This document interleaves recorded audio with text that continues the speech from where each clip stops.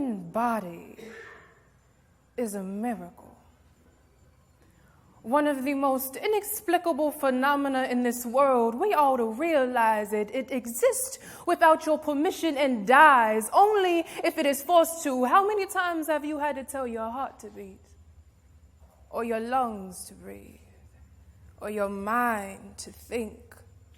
How many times have you had to tell your body to be this color, to grow this hair, love this gender? See, you exist as you do for a reason, with life in you. Are we really so different? Is your body inform you of your purpose, ask you permission to be here? And if you believe in a higher power, does your body exist any more than those who do not call that power God? Are we really so different? And if I am woman, does this mean that I should be too weak, too docile, to create whole human beings inside of myself? And if I am man, should this mean that I should be too strong to be part of such a fragile process? And if I am colored, does my blood blacken too?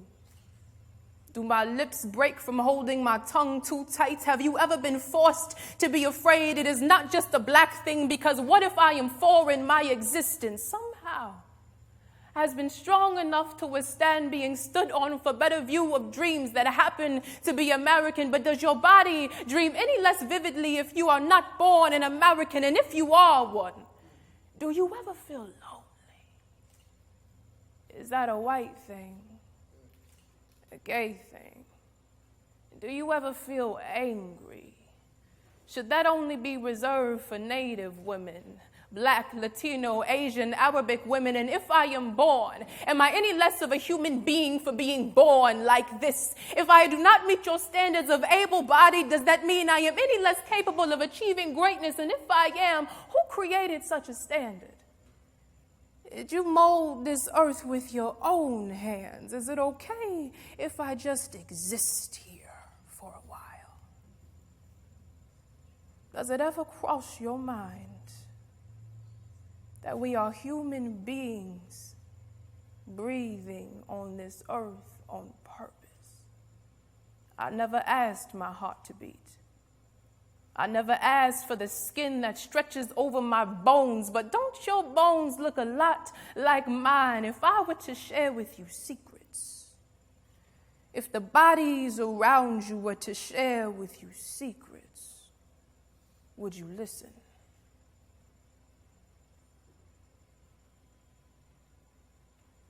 I was asked to introduce conversations about diversity at the university I attend. And so I'd written that poem.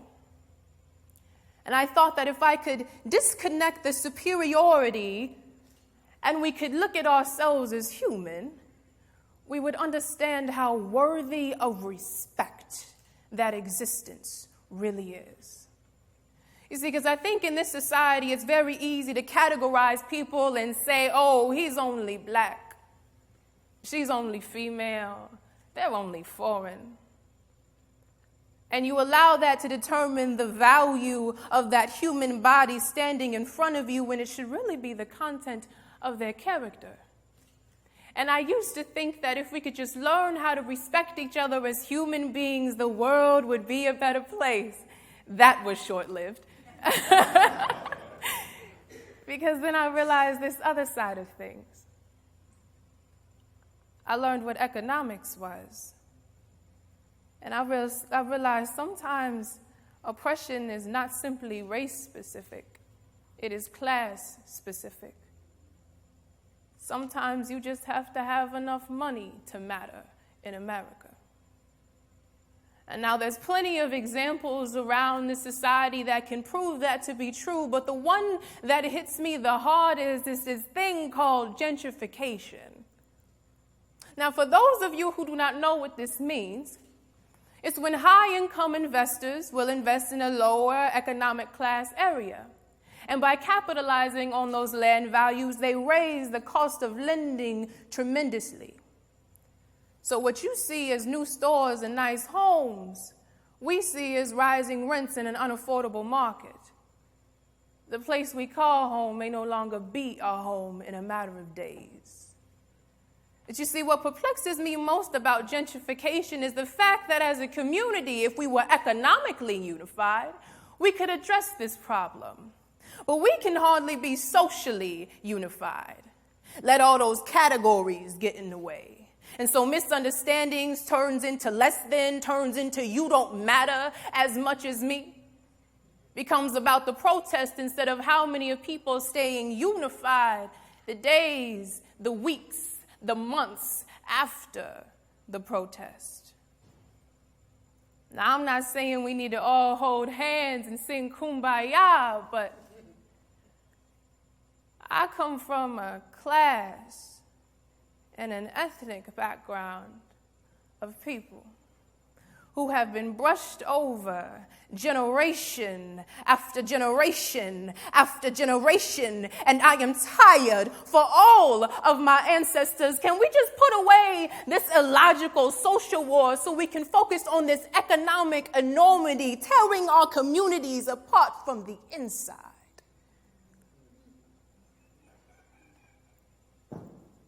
See, I often wonder why we can't do this. And then I realize it becomes very hard to believe in your ability to change your circumstance when you're always worried about the category. See, every day I see people suffer. Truly hungry mothers. Men left faceless over mindless disagreements, babies hateful because the grass has not ever been green on this side before, inadequate health care still, unequal education still, inadequate housing still. And when an investor sees these trends in the community, he says, wow, this is a wonderful area, blank canvas. And sometimes I wonder why we can't look at ourselves and think of ourselves as our own investment. Is it because we don't believe in ourselves enough? Or do we really not have the tools available to pull ourselves out of the situation? I used to ask myself this question every day, and then I started asking other people, and I realized it was both. Because not only did we not believe in ourselves, but sometimes that disbelief can be the only thing standing in your way from creating the tools that you need.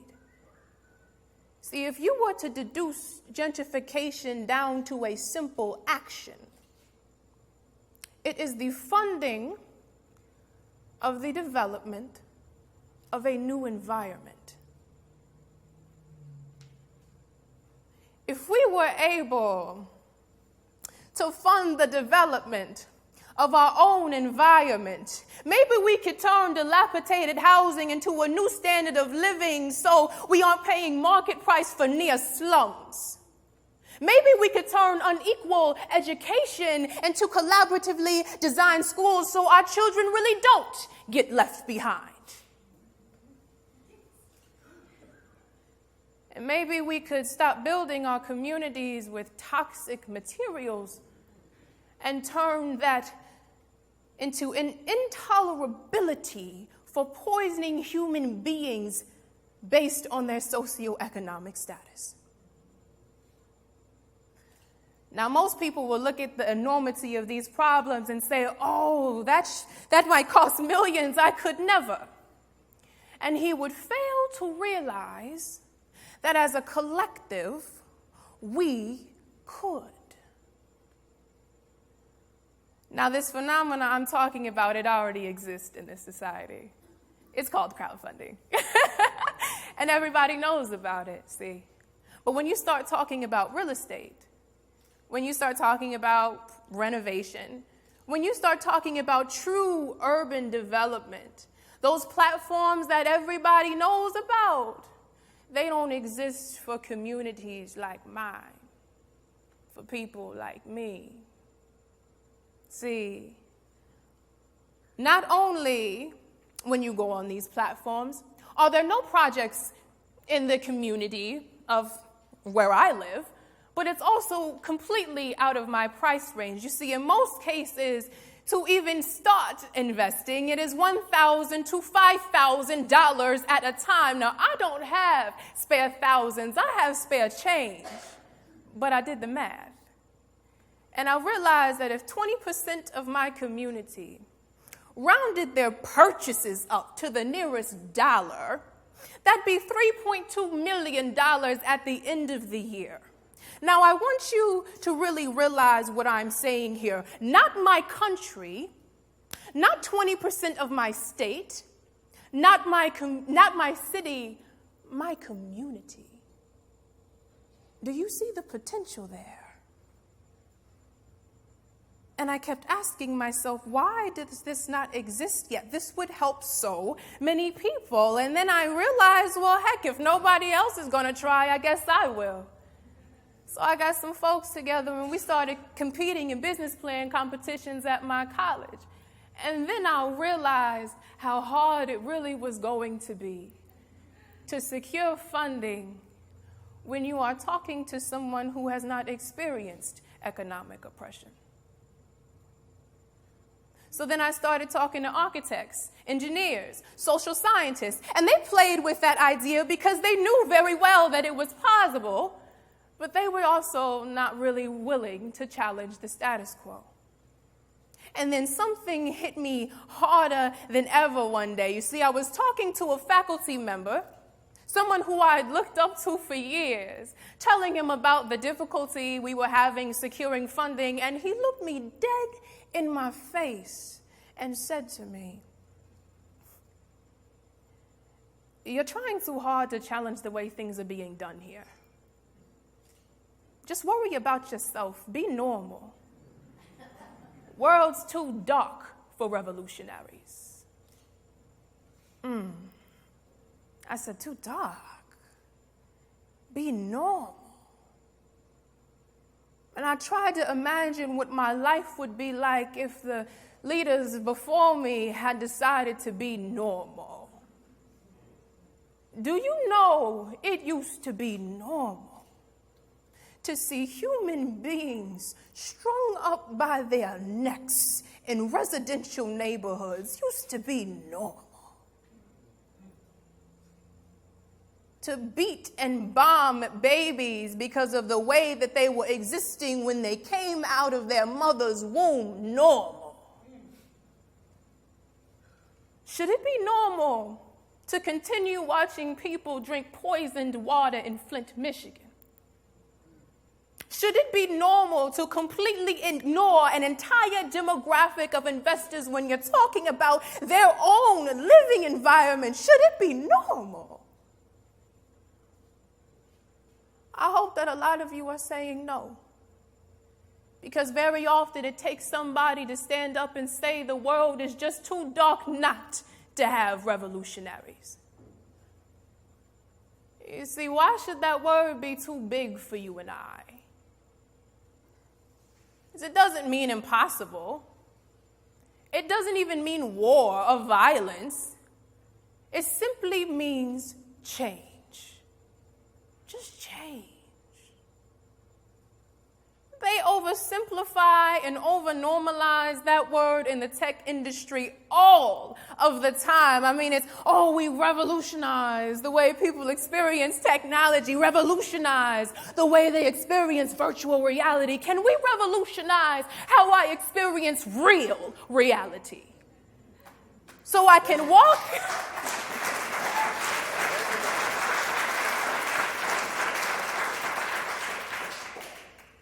so that I can walk into my community and say, wow, look at all these amazing things we created for ourselves. You see, I wrote that poem hoping that somebody would read between the lines and realize the enormity of their own human existence. How profound that is. When people try to step up, they will tell you, oh, that's too big for you. You are only, but you are never only a category, never only black or only female or only not from this country. No, you are human. You exist here for a reason. There is not much else on this earth bigger than life itself. Be that change. Be revolutionary. We have always been enough.